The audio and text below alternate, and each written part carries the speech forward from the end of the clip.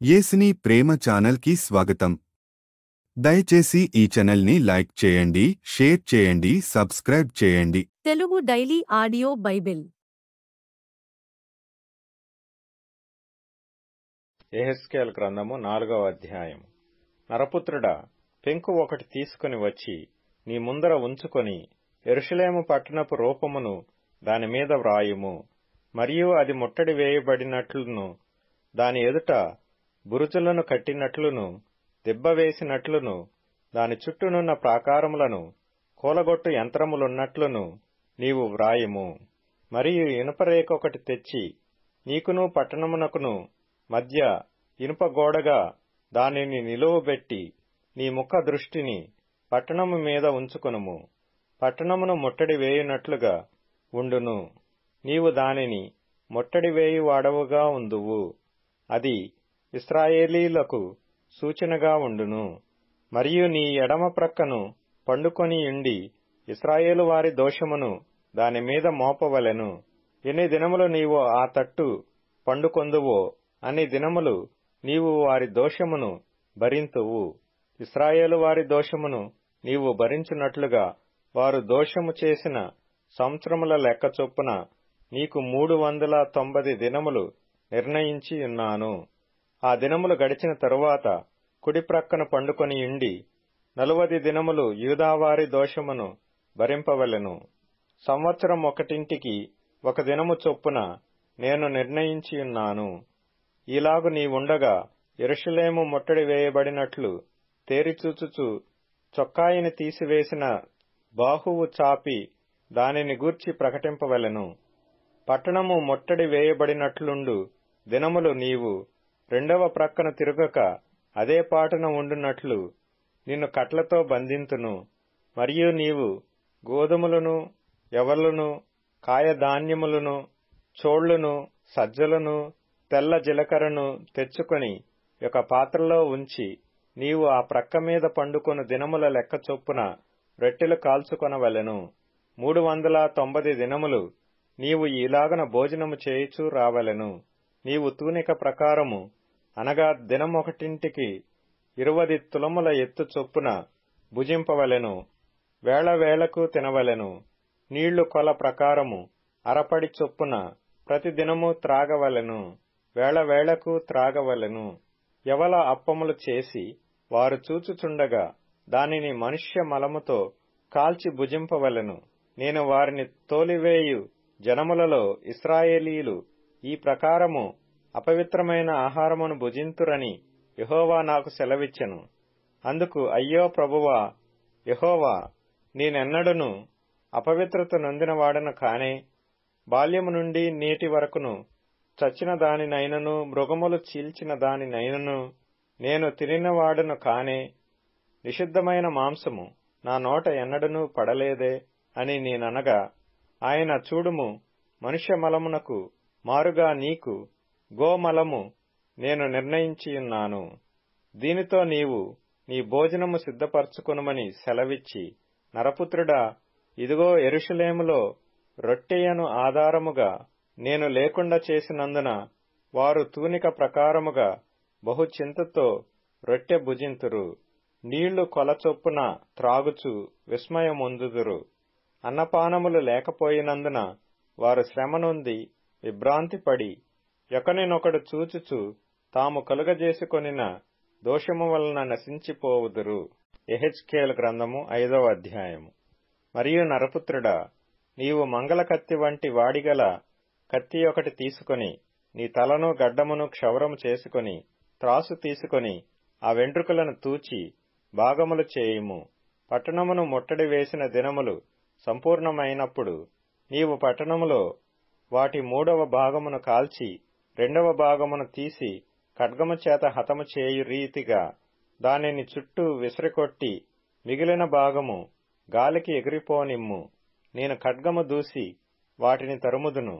అయితే వాటిలో కొన్నిటిని తీసుకొని నీ చెంగున కట్టుకొనుము. పిమ్మట వాటిలో కొన్నిటిని మరలా తీసి అగ్నిలో వేసి కాల్చుము. దానిలో నుండి అగ్ని బయలుదేరి ఇశ్రాయేలు వారినందరినీ తగులబెట్టును. మరియు ప్రభువైన యెహోవా ఇలాగు సెలవిచ్చెను, ఇది యెరూషలేమే గదా, అన్ని జనుల మధ్య నేను దాని నుంచితిని, దాని చుట్టూ రాజ్యములున్నవి.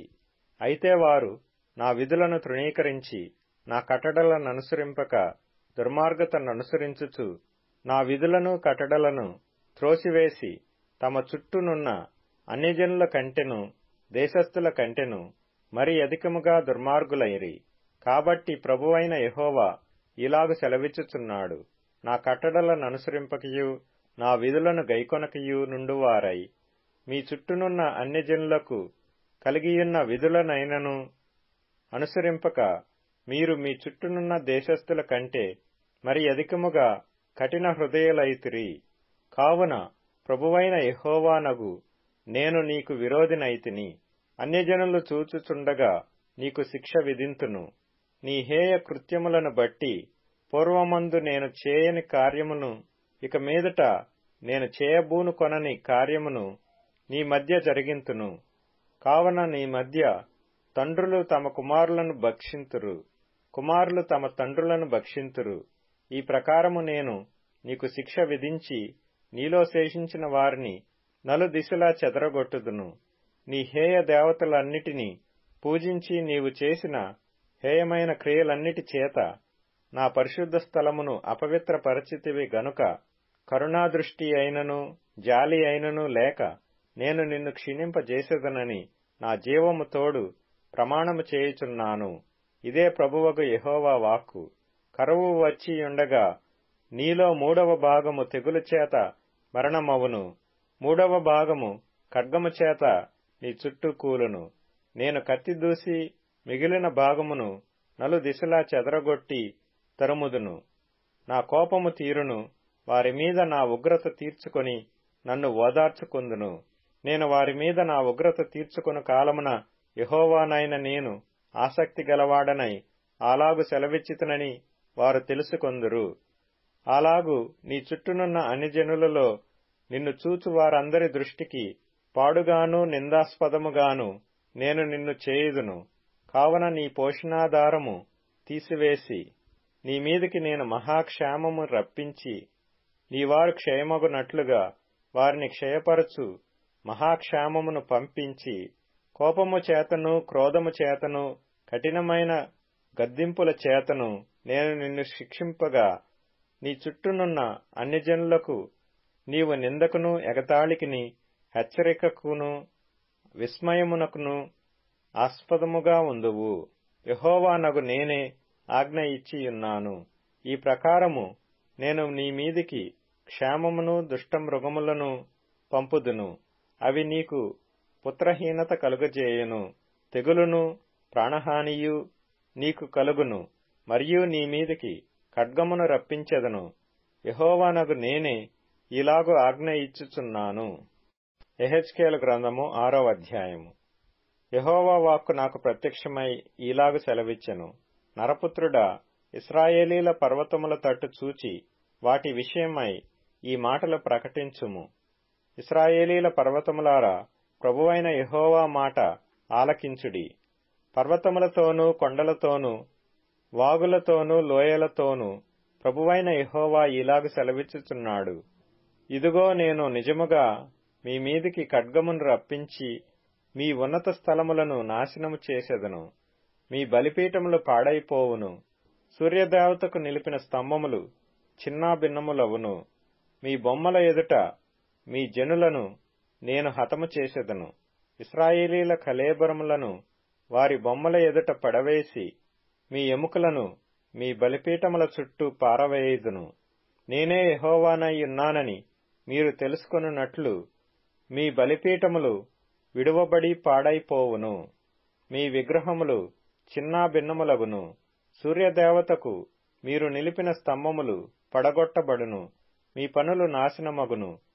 మీ నివాస స్థలములన్నిటిలోనున్న మీ పట్టణములు పాడైపోవును. మీ ఉన్నత స్థలములు విడువబడును. మీ జనులు హతులై కూలుదురు. అయినను మీరు ఆయా దేశములలో చెదరిపోవునప్పుడు ఖడ్గమును తప్పించుకొను కొందరిని నేను మీలో శేషముగా అన్ని జనుల మధ్య ఉండనిచ్చెదను. మరియు నన్ను విసర్జించిన వారి విశ్వాసఘాతకమైన వ్యభిచార మనస్సును విగ్రహములననుసరించిన వ్యభిచార దృష్టిని నేను మార్చి నా తట్టు తిరగజేయగా, చెరపట్టబడిన వారై శేషించిన వారు అన్యజనుల మధ్య నన్ను జ్ఞాపకము చేసుకొని తామనుసరించిన హేయకృత్యములన్నిటినీ బట్టి తాము చేసిన దుష్క్రియలను కనుగొని తమ్మును తామే అసహ్యించుకొనుచు నేను యెహోవానై ఉన్నానని వారు తెలిసికొందురు. ఈ కీడు వారికి చేసేదనని నేను చెప్పిన మాట వ్యర్థము కాదు. ప్రభువైన యెహోవా సెలవిచ్చినదేమనగా, నీ చేతులు చరిచి నేల తన్ని ఇశ్రాయేలీల దుష్టమైన హేయకృత్యములను బట్టి అయ్యో అని అంగలార్చుము. ఖడ్గము చేతను క్షామము చేతను తెగులు చేతను వారు కూలుదురు. దూరముననున్న వారు తెగులు చేత చత్తురు, దగ్గరనున్న వారు ఖడ్గము చేత కూలుదురు. శేషించి ముట్టడి వేయబడిన వారు క్షేమము చేత చత్తురు. ఈ ప్రకారము నేను వారి మీద నా క్రోధము తీర్చుకొందును. తమ విగ్రహముల మధ్యను తాము కట్టిన బలిపీఠముల చుట్టూను ఎత్తైన కొండలన్నిటి మీదను సకల పర్వతముల నడికొప్పుల మీదను పచ్చని చెట్లన్నిటి క్రిందను పుష్టిపారిన మస్తకి వృక్షములన్నిటి క్రిందను తమ విగ్రహములన్నిటికీ పరిమళ ధూపము వేసిన చోటులన్నిటిలోనూ పడి వారి జనులు హతులయ్యుండు కాలమున నేనే యెహోవానై ఉన్నానని మీరు తెలిసికొందురు. నేను వారికి విరోధినై వారు నివసించు స్థలములన్నిటిలో వారి దేశమును దిబ్లాతు అరణ్యము కంటే మరీ నిర్జనముగాను పాడుగాను చేయగా నేనే యెహోవానై ఉన్నానని వారు తెలుసుకొందురు. హెబ్రీయులకు రాసిన పత్రిక 10వ అధ్యాయము. ధర్మశాస్త్రము రాబోవుచున్న మేలుల ఛాయగలదియే గాని ఆ వస్తువుల నిజస్వరూపము గలది కాదు గనుక ఆ యాజకులు ఏటేటా ఎడతెగకుండా అర్పించు ఒక్కటే విధమైన బలులు వాటిని తెచ్చువారికి ఎన్నడును సంపూర్ణ సిద్ధి కలగజేయ నేరవు. అలాగు చేయగలిగిన ఎడల సేవించు వారొక్కసారే శుద్ధపరచబడిన తరువాత వారి మనస్సాక్షికి పాప జ్ఞప్తి ఇకనూ ఉండదు గనుక వాటిని అర్పించుట మానుదురు గదా. అయితే ఆ బలులు అర్పించుట చేత ఏటేట పాపములు జ్ఞాపకమునకు వచ్చుచున్నవి. ఏలయనగా ఎడ్ల యొక్కయు మేకల యొక్కయు రక్తము పాపములను తీసివేయుట అసాధ్యము. కాబట్టి ఆయన ఈ లోకమందు ప్రవేశించునప్పుడు ఇలాగు చెప్పుచున్నాడు, బలియు అర్పణయు నీవు కోరలేదు గాని నాకొక శరీరమును అమర్చితివి. పూర్ణ హోమములను పాప పరిహారార్థ బలులను నీకిష్టమైనవి కావు.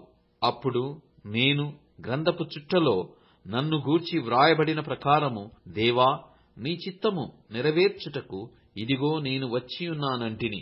బలులు అర్పణలు పూర్ణ హోమములు పాప పరిహారార్థ బలులను నీవు కోరలేదనియు అవి నీకిష్టమైనవి కావనియు పైవి చెప్పిన తరువాత ఆయన నీ చిత్తము నెరవేర్చుటకు ఇదిగో నేను వచ్చియున్నానని చెప్పుచున్నాడు. ఇవన్నీ ధర్మశాస్త్రము చొప్పున అర్పింపబడుచున్నవి. ఆ రెండవ దానిని స్థిరపరచుటకు మొదటి దానిని కొట్టివేయుచున్నాడు. యేసు క్రీస్తు యొక్క శరీరము ఒక్కసారియే అర్పింపబడుట చేత ఆ చిత్తమును బట్టి మనము పరిశుద్ధపరచబడి ఉన్నాము. మరియు ప్రతి యాజకుడు దినదినము సేవ చేయుచు పాపములను ఎన్నటికిని తీసివేయలేని ఆ బలులనే మాటిమాటికి అర్పించుచూ ఉండును. ఈయనైతే పాపముల నిమిత్తమై సదాకాలము నిలుచు ఒక్క బలిని అర్పించి అప్పటి నుండి తన శత్రువులు తన పాదములకు పాదపీఠముగా చేయబడు వరకు కనిపెట్టుచు దేవుని కుడి పార్శ్వమున ఆసీనుడాయెను. ఒక్క అర్పణ చేత ఈయన పరిశుద్ధపరచబడు వారిని సదాకాలమునకు సంపూర్ణులుగా చేసియున్నాడు. ఈ విషయమై పరిశుద్ధాత్మ కూడా మనకు సాక్ష్యమిచ్చుచున్నాడు. ఎలాగనగా ఆ దినములైన తరువాత నేను వారితో చేయబోవు నిబంధన ఇదే, నా ధర్మ విధులను వారి హృదయము నందుంచి వారి మనస్సు మీద వాటిని వ్రాయుదును అని చెప్పిన తరువాత వారి పాపములను వారి అక్రమములను ఇకను ఎన్నటికిని జ్ఞాపకము చేసుకొనను అని ప్రభువు చెప్పుచున్నాడు. వీటి క్షమాపణ ఎక్కడ కలుగునో అక్కడ పాప పరిహారార్థ బలి ఇకను ఎన్నడునూ ఉండదు. సహోదరులారా, యేసు మన కొరకు ప్రతిష్ఠించిన మార్గమున అనగా నూతనమైనదియు జీవము గలదియు ఆయన శరీరము అను తెర ద్వారా ఏర్పరచబడినదియునైన మార్గమున ఆయన రక్తము వలన పరిశుద్ధ స్థలమునందు ప్రవేశించుటకు మనకు ధైర్యము కలిగియున్నది గనుకను, దేవుని ఇంటిపైన మనకు గొప్ప యాజకుడున్నాడు గనుకను, మనస్సాక్షికి కల్మషము తోచకుండునట్లు ప్రోక్షింపబడిన హృదయములు గలవారమును, నిర్మలమైన ఉదకముతో స్నానము చేసిన శరీరములు గలవారమైనయుండి, విశ్వాస విషయములో సంపూర్ణ నిశ్చయత కలిగి యథార్థమైన హృదయముతో మనము దేవుని సన్నిధానమునకు చేరుదము. వాగ్దానము చేసిన వాడు నమ్మదగినవాడు గనక మన నిరీక్షణ విషయమై మనమెప్పుకొనినది నిశ్చలముగా పట్టుకొందుము. కొందరు మానుకొనుచున్నట్టుగా సమాజముగా కూడుట మానక ఒకనినొకడు హెచ్చరించుచు, ఆ దినము సమీపించుట మీరు చూచిన కొలది మరి ఎక్కువగా అలాగు చేయుచు, ప్రేమ చూపుటకును సత్కార్యములు చేయుటకును ఒకనినొకడు పురికొల్పవలెనని ఆలోచింతుము. దయచేసి ఈ ఛానల్ని లైక్ చేయండి, షేర్ చేయండి, సబ్స్క్రైబ్ చేయండి.